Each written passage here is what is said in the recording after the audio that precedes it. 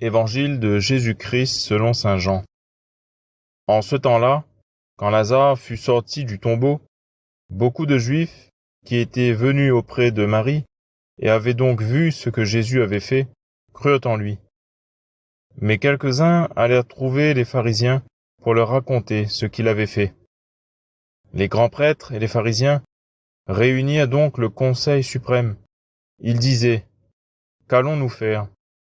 Cet homme accomplit un grand nombre de signes. Si nous le laissons faire, tout le monde va croire en lui, et les Romains viendront détruire notre lieu saint et notre nation. » Alors, l'un d'entre eux, Caïphe, qui était grand prêtre cette année-là, leur dit : « Vous n'y comprenez rien, vous ne voyez pas quel est votre intérêt ? Il vaut mieux qu'un seul homme meure pour le peuple, et que l'ensemble de la nation ne périsse pas. » Ce qu'il disait là ne venait pas de lui-même, mais, étant grand prêtre cette année-là, il prophétisa que Jésus allait mourir pour la nation.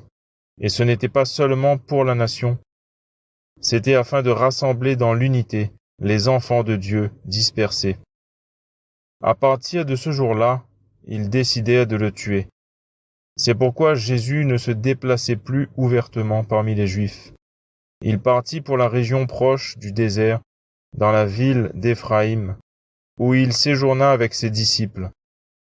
Or, la Pâque juive était proche, et beaucoup montèrent de la campagne à Jérusalem pour se purifier avant la Pâque. Ils cherchaient Jésus et, dans le temple, ils se disaient entre eux : « Qu'en pensez-vous ? Il ne viendra sûrement pas à la fête. » Les grands prêtres et les pharisiens avaient donné des ordres. Quiconque saurait où il était devait le dénoncer pour qu'on puisse l'arrêter.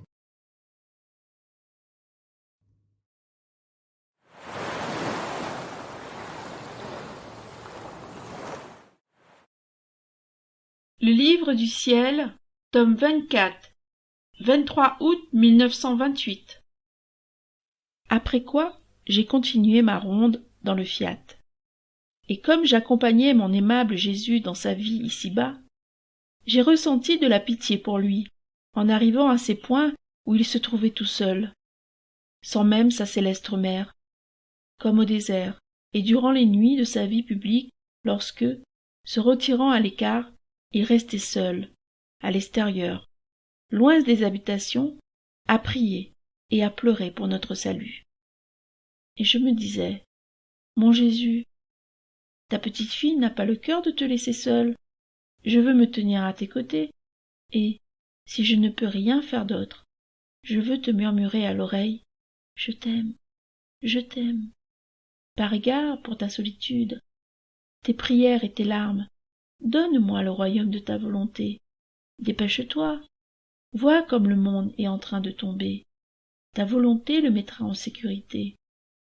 Mais je disais cela lorsque mon Jésus se manifesta en sortant de moi, et, se jetant dans mes bras pour jouir de ma compagnie, il me dit : ma fille, merci.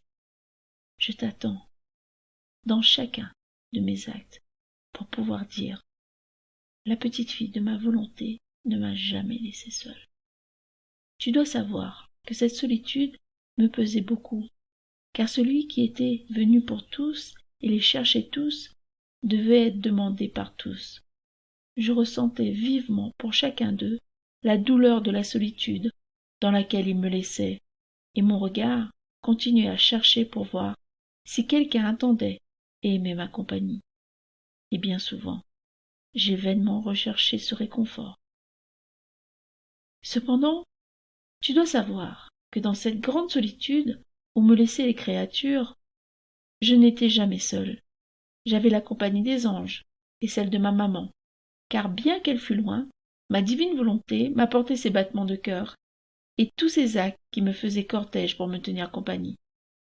Et aussi, de temps en temps, ma divine volonté m'apportait la nouveau-née de mon Fiat, avec toute la cohorte des enfants de mon royaume pour ma compagnie, car tous les temps appartiennent à ma divine volonté, et elle a la vertu de les réduire en un seul point, de façon à les avoir en un acte continu, en tout temps, sans jamais cesser.